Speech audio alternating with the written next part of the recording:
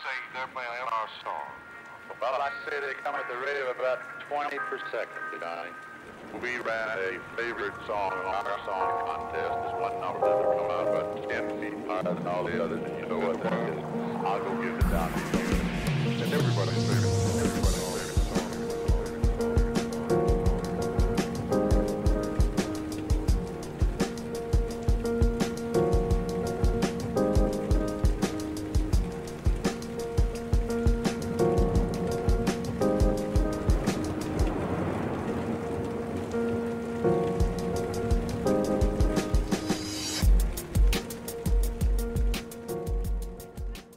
Several people have died after getting the flu vaccine in South Korea over the past week, sparking fears over the vaccine's safety.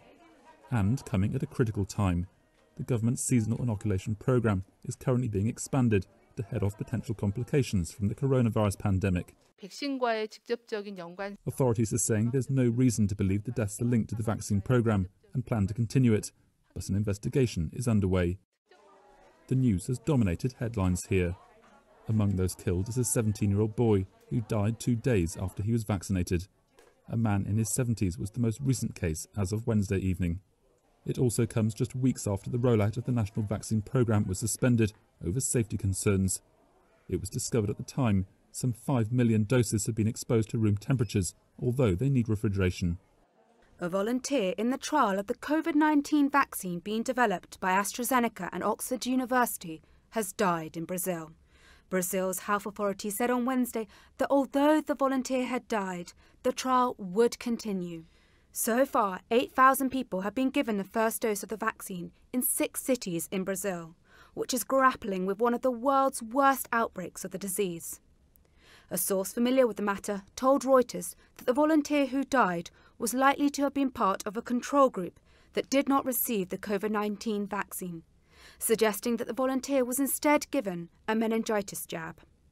Oxford University confirmed that testing would continue, adding that after careful assessment, quote, there have been no concerns about the safety of the clinical trial, but AstraZeneca declined to comment immediately. This follows a pause in trials of the vaccine last month when a patient in the UK fell ill. The trial resumed days later, but is still on hold in the US. Also on Wednesday, Brazil's president said their federal government would not buy the vaccine from China's Sinovac, contradicting what his health minister said the day before, that it would be included in the nation's immunization program. Brazil has the second deadliest outbreak of the coronavirus after the United States, with more than 154,000 people killed.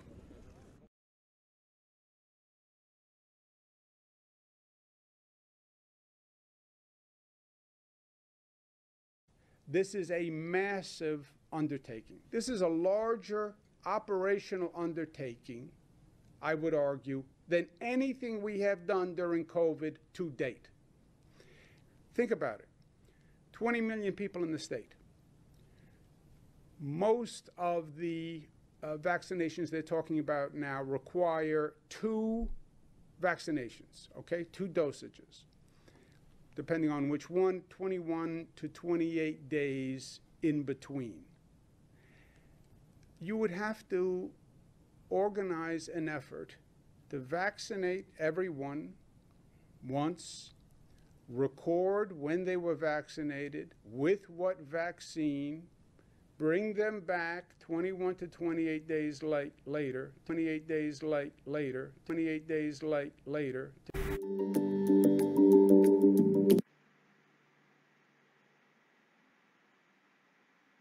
To get that same vaccine. There will be several vaccines that are available. The storage of the vaccine would have to be at minus 80 degrees.